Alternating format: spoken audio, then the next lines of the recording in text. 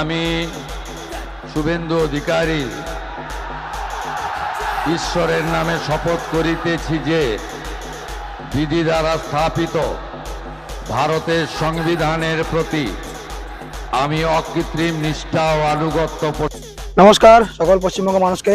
তো আজকে হচ্ছে 9 তারিখ শনিবার, 25শে বৈশাখ বাংলায়। আর আমরা জানি আজকে আমাদের নতুন মাননীয় মহাশয়, মাননীয় শুভেন্দু অধিকারী মহাশয় আজকে মুখ্যমন্ত্রীর পদে আজকে শপথ নেবেন। আর আমি জানি আমরা আজকে বিকেল হয়ে গেছে, শপথ নেওয়া প্রায় কমপ্লিট শেষের দিকে। তো আজকে যেহেতু আমাদের নতুন বিজেপির হাতে ক্ষমতা আসছে, সেই কারণে আমি 2 লাইন তোমাদেরকে বলবো বা শোনাবো। আমি 2 লাইন নিজের মতো করে আমি লিখেছি, যে 2 লাইন, সেই 2 লাইন, ঠিক আছে? তো যদি ভালো লাগে তো অবশ্যই লাইক কমেন্ট করবে। তো চলো বলছি, তোমাদের শোনো, যদি ভালো লাগে তো অবশ্যই লাইক কমেন্ট করবে। ওকে।